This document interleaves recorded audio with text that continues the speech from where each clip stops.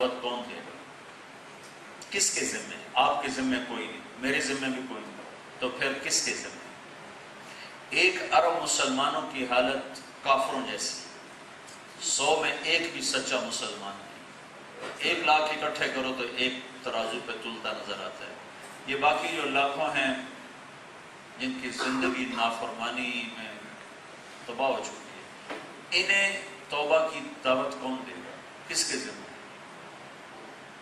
یہ ہمارا اپنا باغیچہ ہے، ہمارا اپنا چمن ہے، اسے پانی دینا ہمارے ذمہ ہے۔ یہ کوئی تبلیغی جماعت کوئی الگ چیز نہیں ہے، یہ ختم نبوت کا کام ہے، تبلیغ اس امت کا فریضہ ہے، فریضہ۔ یہ ہماری پہچان ہے کہ یہ امت آخری نبی پر ایمان لانے والی ہے، اس لیے یہ اللہ کا پیغام لے کر دنیا میں ہے۔ 1979 میں ہماری ایک پیدل جماعت فرانس میں چل رہی تھی، تو 4 لڑکیاں آ کر ان سے کہنے لگی، آپ لوگ پیدل کیوں چل رہے ہیں؟ آپ کو سواری کی ضرورت ہے؟ ہم آپ کے لیے سواری کا انتظام کریں، ہمیں سواری کی ضرورت نہیں ہے۔ کہا تو آپ پیدل کیوں چل رہے ہیں؟ تو انہوں نے کہا کہ ہم یہ چاہتے ہیں کہ اللہ ساری دنیا کے انسانوں کو ہدایت دیتے اور بندے اللہ کے فرما بردار بنے اور اللہ ان سے راضی ہو۔ اور کوئی تھوڑی بات کی فرینچ ترجمان کے ساتھ۔ وہ لڑکیاں کہنے لگی، اچھا اب ہمیں پتہ چلا آپ کون لوگ ہیں۔ انہوں نے پوچھا ہم کون لوگ ہیں؟ کہا تم انبیاء، نبی۔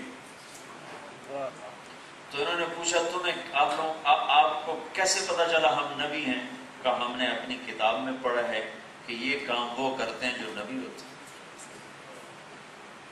تو تبلیغ کا کام تو ہماری ختم نبوت کی پہچان ہے، یہ صرف تبلیغی جماعت کا ٹھیکہ نہیں ہے۔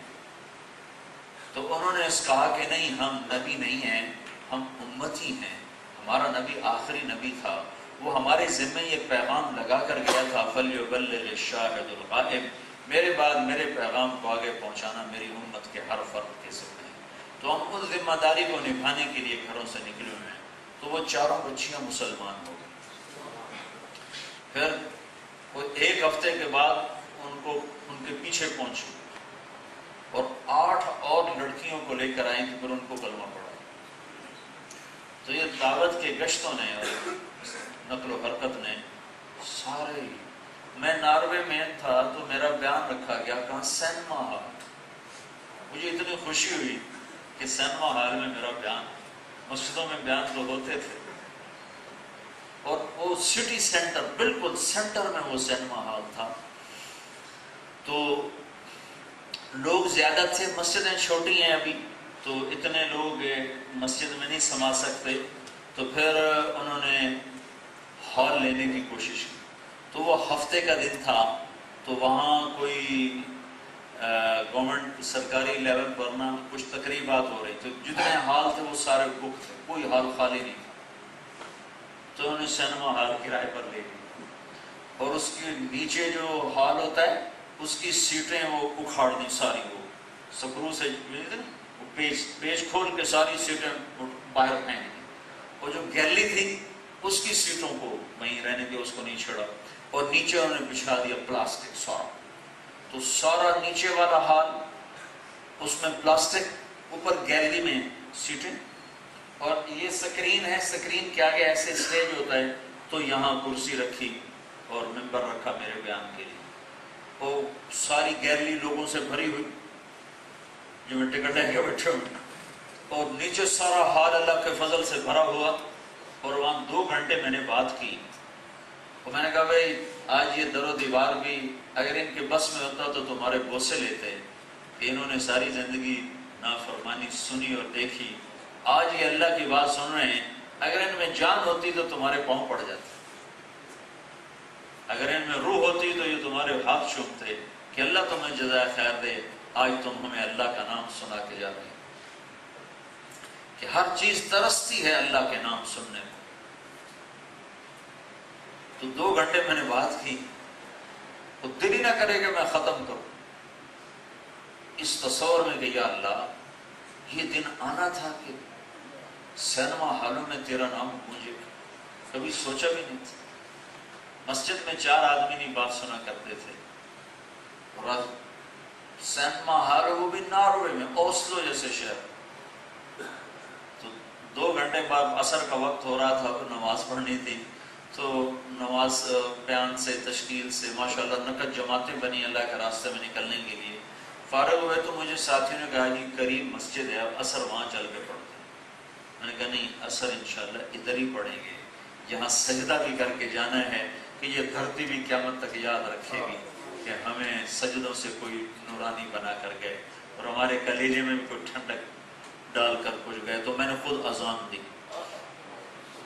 اور پھر وہاں ہم نے صفیں بنائی اور سارا حال اللہ کے فضل سے بھر گیا.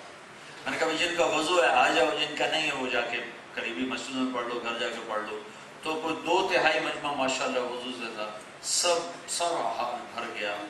اور وہ جو تھا نا جیسے یہ مائک والا ویسے میرے سامنے بیٹھ رہا، اس کو سٹ شوٹ کر رہا تھا بیان. اب جب ہم نماز کے لیے آئے تو جدھر وہ بیٹھا تھا ادھر ہی قبلہ رخ تھا. تو جب ہم ادھر بڑھے اور امام آگے گیا تو وہ پھر اٹھ کے بیٹھ گیا اس کو ٹھیک کرنے کے، کچھ شاید آپ کوئی ادھر باش کرو. جب اس نے دیکھا اللہ اکبر، تھوڑی دیر تو دیکھتا رہا، پھر ایک دم اٹھ کے بھاگا. پتہ نہیں یہ کیا کر رہے ہیں. تو اللہ نے سینما ہالوں میں، وہ بھی ناروے میں، تبلیغ کی بات کو داخل کر دیا. یہ میوات کے جھونپڑوں سے چلا تبلیغ کا کام اور ناروے کے سینما ہال میں داخل ہو گیا. تو اب ہدایت کے فیصلے ہوں گے انشاءاللہ. تو آپ مہربانی کرو، صرف تاجر بن کے نہ مرو، صرف کاروباری بن کے نہ مرو، بلکہ اللہ کے رسول کا کام کرنے والے بن کے مرو کہ آپ کی نسبت یہ قائم ہو جائے کہ یہ میرے نبی کا کام کرنے والا ہے، جس کو نبیوں کے ساتھ کھڑا کر. یہ کوئی لمبا چوڑا فلسفہ نہیں. 3 دن ہر مہینے لگتے رہے، ایک دفعہ 4 مہینے لگاؤ، پھر ہر مہینے 3 دن اپنے علاقے میں کام کرو. پھر اللہ ہمت دے، ساری دنیا آپ کی جنت کا میدان ہے. ساری دنیا میں جاؤ، پتہ نہیں کتنی خلقت ہے جو صرف ایک بول پہ کلمہ پڑھنے کو تیار ہے. صرف آپ کو نماز پڑھتے دیکھ کر لوگ کلمہ پڑھ رہے ہیں، ان کو پیدل چلتے دیکھ کر لوگ کلمہ پڑھ رہے ہیں، ان کی شکلیں دیکھ کے لوگ کلمہ پڑھ رہے ہیں.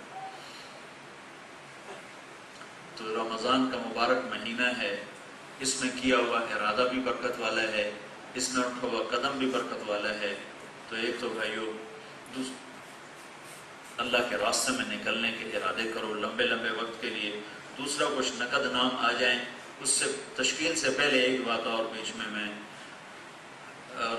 روزے کے حوالے سے ہی ہے، وہ صدقہ فطر ہے جس کو فطرانہ ہم بولتے ہیں. عام طور پر وہ گندم کے لحاظ سے لکھا ہوتا ہے 50 روپے ایک آدمی کا ہے.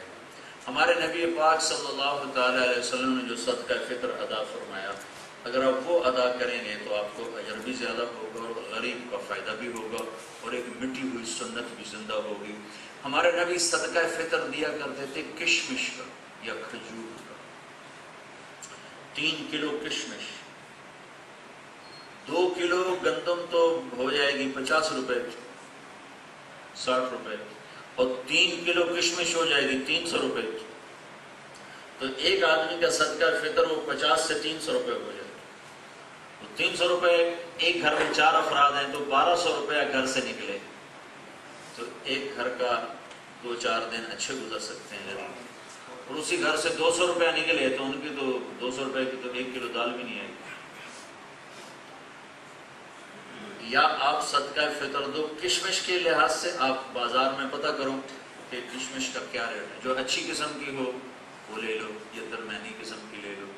تو اس کے مطابق جو بھاؤ بنے اس کے 3 کلو کے پیسے بنا کر فی کس ہر بچے بچی چھوٹے بڑے کا بنا کر دو گے تو آپ کے گھر سے ایک بڑی رقم جائے گی اور کسی غریب کا بھی بھلا ہوگا. اس کی ہمت نہیں تو کھجور کے لحاظ سے ہو کہ کھجور پھر اس سے تھوڑا سستی ہے. اس کی ہمت نہیں تو پھر گندم تہائی ہے، وہ بخیلوں والا صدقہ وہ ادا ہو جائے گا، آخری درجے میں تو ادا ہو جائے گا. لیکن آپ کو اللہ نے رزق دیا ہے تو آپ لوگ کشمش کے حساب سے صدقہ فطر ادا کرو تاکہ غریب کا بھلا ہو، آپ کو دعا دے. تو اس کا سارے آپ بھائی اہتمام کرو. اور اب بتاؤ بھائی، یہ رمضان میں نقد 3 دن کی جماعت نکل، پہلے کو نکلے تو نہیں جماعت چمبر سے؟ کیوں نہیں؟ رمضان میں 3 دن کی جماعت نکلنی چاہیے نقد. رمضان کی نقل و حرکت انشاءاللہ وہ سارے سال پر حاوی رہے گی اور چلے 4 مہینے کے ارادے ہو جائیں.